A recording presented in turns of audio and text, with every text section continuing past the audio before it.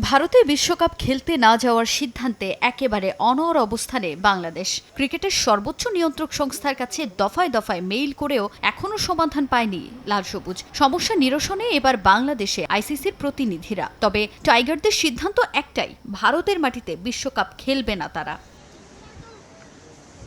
টি-20 বিশ্বকাপের বাকি ৩ সপ্তাহেরও কম সময়। এখনও সমস্যা সমাধান না হয় অনিশ্চিত বাংলাদেশের বিশ্বকাপ ভাগ্য। ভেন্যু পরিবর্তনের এই দাবি আদৌ আইসিসি মানবে কিনা তা নিয়েও আছে শঙ্কা। তবে এত সব জটিলতার মধ্যে এবার বাংলাদেশের পাশে দাঁড়ালো পাকিস্তান। মোস্তাফিজুর রহমানকে আইপিএলে তার দল কলকাতা নাইট রাইডার্স থেকে বাদ দেয়া থেকে নিরাপত্তা ইস্যুতে ভারতে বিশ্বকাপ খেলতে না চাওয়ার দাবি কতই না জলখোলা হলো। ভারতে বাংলাদেশের খেলতে না চাওয়ার সিদ্ধান্তকে হয়তো এবার পুনর্বিবেচনা করবে আইসিসি। এমন অবস্থায় বাংলাদেশকে পূর্ণ সমর্থন দিচ্ছে পাকিস্তান ক্রিকেট।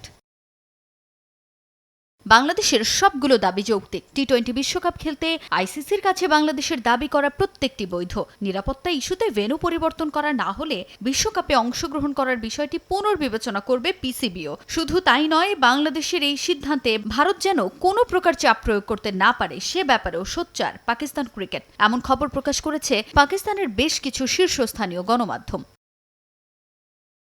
তবে ভেন্যু পরিবর্তন করার যে সিদ্ধান্ত বাংলাদেশ নিয়েছে তার প্রতি পূর্ণ সমর্থন পেতে ইতোমধ্যেই বাংলাদেশ সরকার পাকিস্তানের কর্মকর্তাদের সঙ্গে যোগাযোগ করেছে। শুধু তাই নয়, বাংলাদেশ যোগাযোগ করার পর ইতিবাচক সাড়াও মিলেছে পাকিস্তানের কাছ থেকে। কেননা ভারতকে বিশ্বকাপ খেলার জন্য নিরাপদ ভেন্যু হিসেবে বিবেচনা করে না পাকিস্তানও, যে কারণে এবার বাংলাদেশের পাশে দাঁড়ালো দেশটি।